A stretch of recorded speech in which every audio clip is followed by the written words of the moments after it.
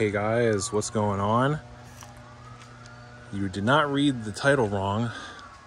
I did indeed buy probably the worst CJ7 on Facebook Marketplace. It's even worse on the driver's side.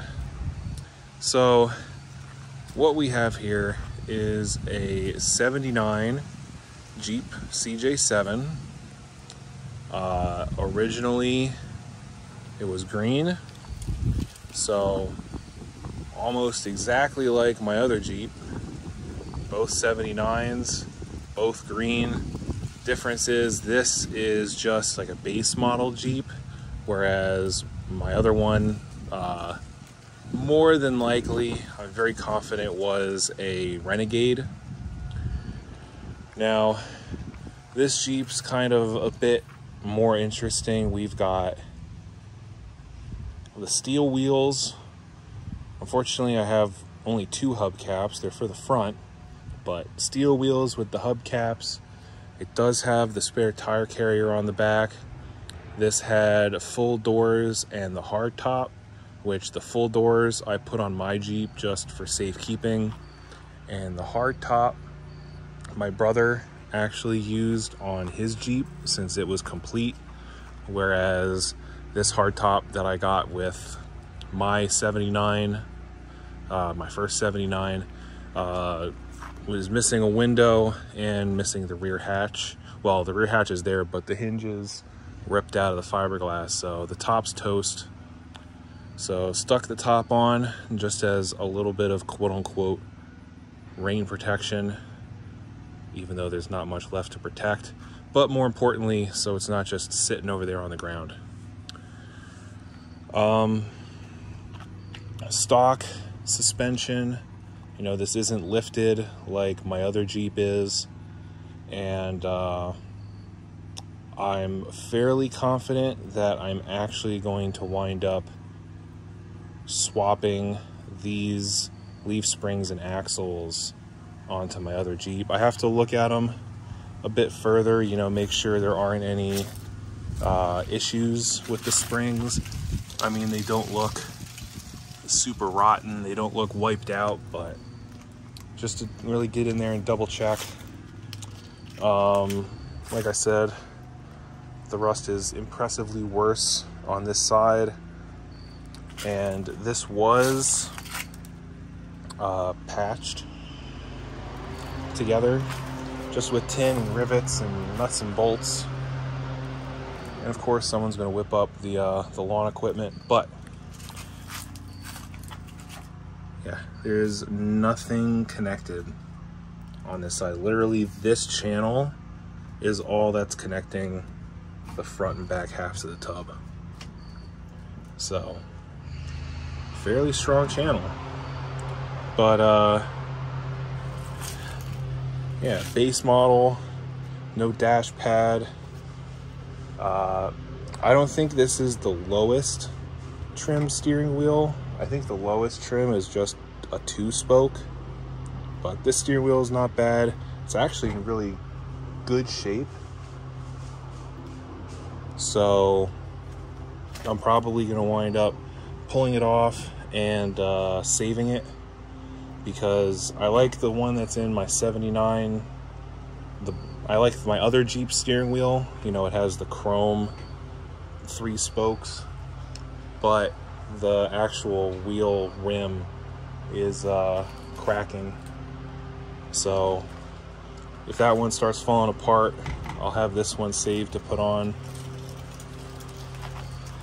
Other cool factor, it is a factory 4-speed Jeep, so I'll definitely be pulling that out and saving it, just in case I have issues with that Torque Flight automatic. Swap the manual in there.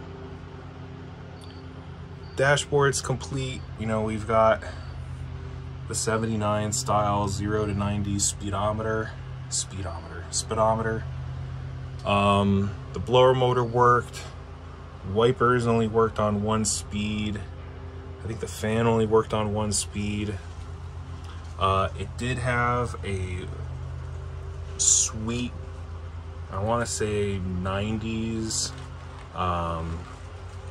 tape deck radio in there that worked, so I took that out, and I'll probably put that in my CJ just because I don't need anything fancy. But yeah, floor is gone, roll bar is gone. There's just not much left. I think this was at least a 2-owner Jeep. The guy that I bought the Jeep from had it since '85, and he drove it and had it up until the day I bought it. I think the last bunch of years that he had it, it was just a plow Jeep, so didn't really see a lot of highway miles. I'd be willing to bet, looking at the brake pedal, that the 82,000 miles is probably correct. It's just, unfortunately, the Jeep rust really got to it. But the other cool factor is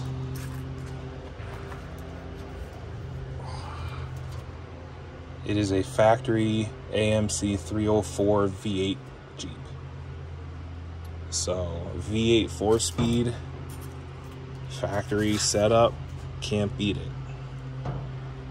So I got this thing for pretty much nothing, just because of how rotten it was, and you know, not a lot of people are going to want something like this unless they're buying it for parts, which is the main reason I bought it. There's just no point in putting this one back together. It would need the same treatment that I've already given to my other Jeep, and I honestly just really don't need to have 2 CJ7s on the road. So the frame from what I see, it's not terrible. It's not great either. I mean, you know, he had the plow on it and he wanted to keep the plow, so he just chopped the front of the frame off, which is kind of disappointing. And then the rear of the frame, just like the other 79, this side already has a cap on it, and then the other side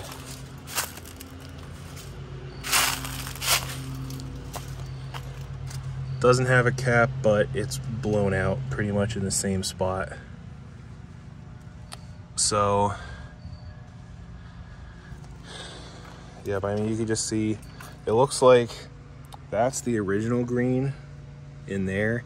It looks like they had at one time put quarter panels on it, and they just slapped the new quarters on top of the old quarters. But yeah, it's very bad. This side had that giant piece of tin. All that tin was on the floor in the body, and this one, you know, the piece of tin wrapped around this whole corner. So this side's been gone for quite a while, but hey, guy kept it going, and now it's in my hands. So again, not a fix-up project, total parts rig. I'm gonna like look this over more, but what I'm leaning towards is swapping out these axles with the blue Jeep. Reason being, the wide track axles that I have on there now, they're in okay condition, but they're pretty rough. The rear axle definitely has a lot of surface rust inside of it, and the front axle, the ball joints are seized, so it's impossible to steer the Jeep by hand. This Jeep has been used, hasn't been off-roaded or anything, so higher likelihood that the rear axle doesn't have surface rust in it, and the front axle steers very easily even without the Jeep being on. So definitely going to be harvesting the engine transmission transfer case, going to be harvesting the axles. Yeah, they're narrow tracks, but it's not a huge deal. I mean, one, they're correct for the vehicle that I'm building. Two, I'm not going to be hooning this thing around corners and everything. I'm definitely going to be respecting the fact that it's a CJ and it is a higher center of gravity Jeep. But I'm feeling like there's going to be issues with those wide tracks compared to this. Now, I could be wrong. Again, you know, I'm gonna look at the axles, look at the springs, look to see if there's anything funky, but as of right now, I'm planning on swapping the axles and potentially swapping out the springs. Again, I have to kind of look at it more. I'll either use these springs and put new bushings and hangers and everything, or I'm going to reuse the lift springs that are on the blue Jeep in there. So I'll throw some clips in here of this Jeep running, and about to go shoot an update on the other 79, so keep an eye out for that video.